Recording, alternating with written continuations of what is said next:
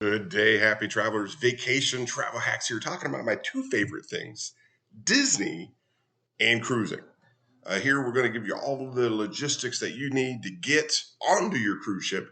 Talk about some free things you can do at the ports of call, an effort to, save money but still have fun. And in case you want to spend money, we'll show you some excursions that are available at each ports of call where you can, of course, spend more money. And it wouldn't be a cruise without heading back home. We'll talk about how to head back home as well. So let's hop into it.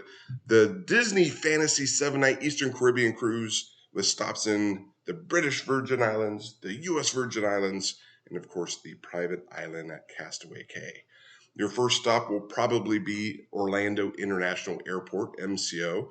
Purpose of this map is to show you the distance. It's about a 45-minute drive on Highway 528 from the airport to Port Canaveral. It's highly recommended that you fly in the day before for any number of reasons. Some of the popular ones are airline software issues causing delays, air traffic control staffing issues causing delays, weather, mechanical issues. And those are the ones that I can just think of in the past year that has impacted my travel. So I recommend flying in a day early. You can always fly in the day of, but it increases your likelihood of getting on the ship, which is priority one here at Vacation Travel Hacks. In terms of lodging the day before, you got a couple different options. One, there are so many hotels around an airport, like many other airports. And if you're not good at setting an alarm, the really cool thing about most of the hotels are they are in the flight path of the airport. And when airports start resuming operations, one plane right after another, that'll wake you right up, maybe even a little earlier than you wanted.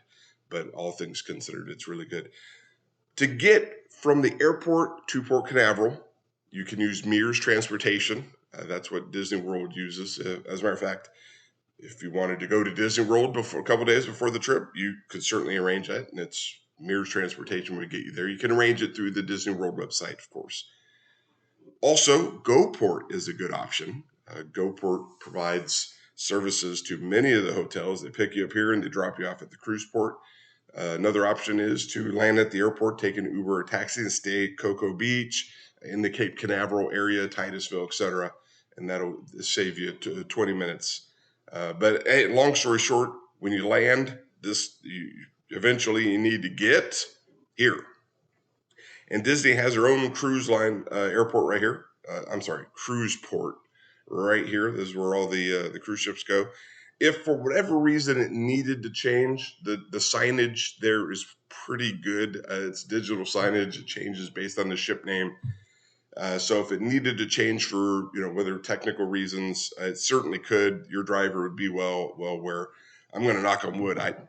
It hasn't changed for as long as I have been going to this port. This is a port that I frequent. Your parking garage is right here. If you're going to go on in and drive otherwise, your GoPort person, your shuttle person, Mears coach, whatever, will drop you off in front of the porters. Bring cash tip for the porters. They do work on tips. I think I don't know, I tip about $5 a bag, but whatever is your discretion. If you get there a little early, you can always look at the launch pad at the Cape Canaveral area. There's always something to do here.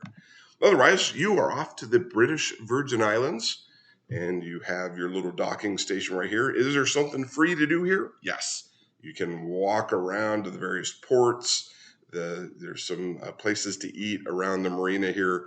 It's just fantastic. It's tropical. It's pure.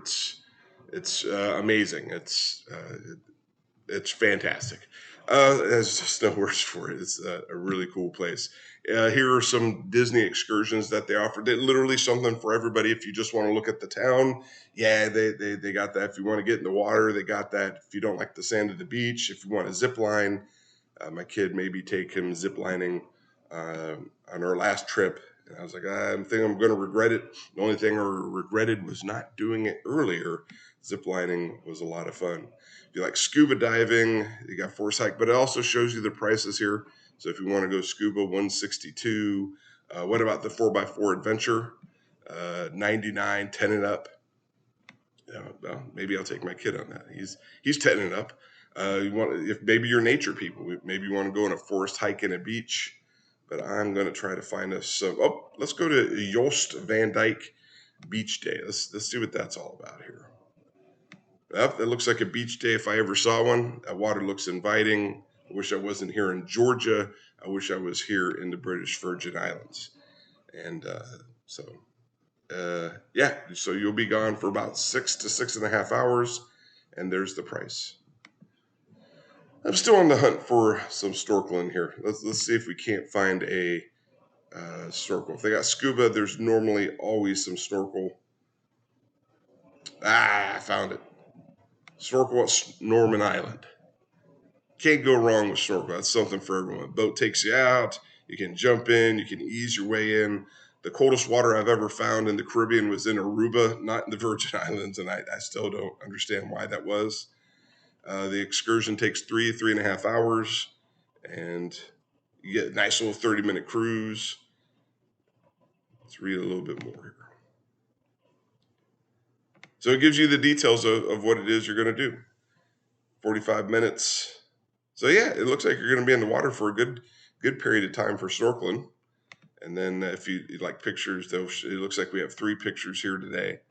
And that is the boat. And I don't know what's in those caves, but I've seen enough films to know that I don't go into caves.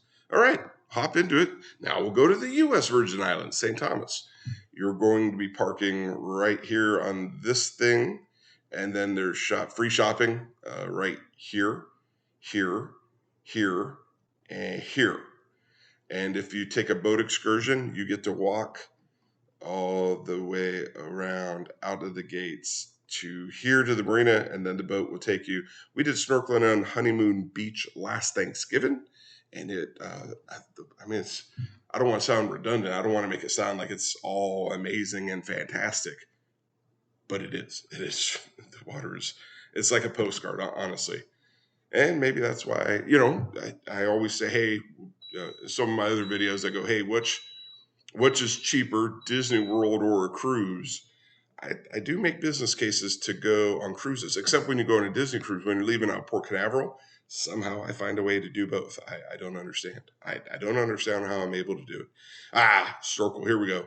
So we got a catamaran, sea, sail, and snorkel to Shipwreck Cove. All right, that one's going to be 3 hours. Turtles and there. When we went snorkeling at Honeymoon Beach, we stumbled into about 5 different turtles. Man, it was it's fun. It is it is fun. Let's see what else they have here. Maybe you're not snorkel folks.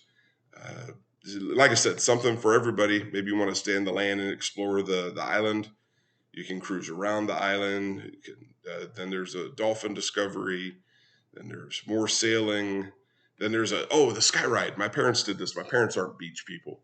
My dad was in the Navy. He would just assume stay on the land. So there was a sky ride, and the pictures that they took at the top of this kind of like a ski lift kind of a thing. Maybe that's a gondola, more of a gondola than a ski lift. It takes you to the top, and you get these views, and it's really scenic. Then you get a beach break, more sail and snorkeling. My brother did this helmet dive, highly recommended. It wasn't the longest excursion he's ever had, but it was it was enjoyable. More sky ride, St. John. Just you want a car and go do it your own way. There you go, $1,000. Go drive around. So, all right.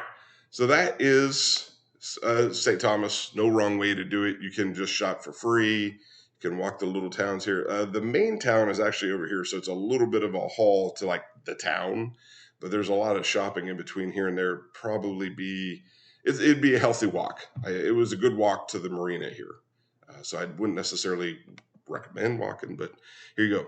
And then, of course, we have Castaway Cay, and the ship parks here, and it's their private island. As you know, it's a fantastic island. They got a whole bunch of stuff for you to do here. Beaches all the way out and about, observation tower, and of course, all things Disney are all things fantastic. Food and everything you would want to do for free It can be done. If you want to throw money at it to have even more fun, they of course offer some some floats, snorkel equipment if you didn't bring any. I have them. I don't typically bring them, mostly because the excursions I bring give them to me for free.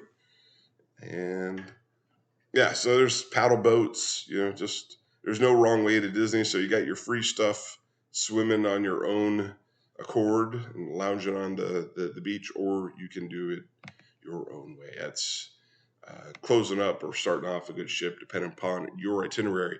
So some final thoughts. I always recommend regarding entertainment, if the entertainment is fixed anytime, if you have the ability to kind of do anytime dining versus the fixed dining early or late, always recommend it.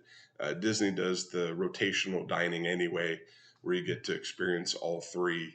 So the entertainment's why I cruise. I really enjoy the shows and the experiences. And of course, on Disney, you have the fireworks.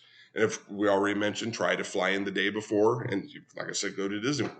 I mean, that's, no better way to kick off a trip. And heck, you can sandwich it. When you get off the ship, go to Disney. It's worth noting that Port Canaveral is serviced by MCO, which is Orlando, and Melbourne, MLB.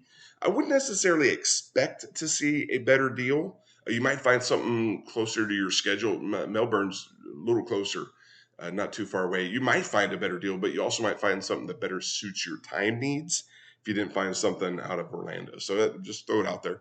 GoPort is the popular option to get to and from a hotel, but also if you get a hotel near the beach, like Cocoa Beach or on the shores of Canaveral there, many of those hotels do in fact offer shuttles. Just call to see the details. As a complimentary? Do they charge? What do they charge? Of course, Disney Merge Transport. I should also add that if you Google Orlando cruise transfer, there's nothing short of 1,000 different options. So a lot of limo companies and offer that as well. When to fly home. If you're not going to Disney after it, fly home anytime after 12 p.m. Afternoon is safe. If you want to get to the airport earlier, there's two considerations. One, you won't be the only one getting off the ship. You might very well be the first. The other consideration is not necessarily just your distance to the airport. It's all the other people leaving on other cruise ships and the theme parks, especially if you're leaving on a Sunday. So just that airport gets busy. It is just heavily saturated. The TSA lines, I'm part of a Disney World group, and I see the lines every Sunday.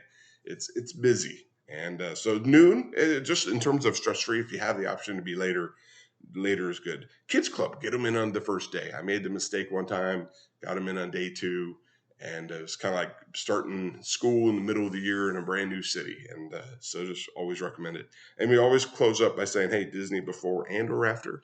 Anyway, you picked a fantastic cruise ship. You know that Disney doesn't do anything halfway. It's always the best. It's going to be a great experience.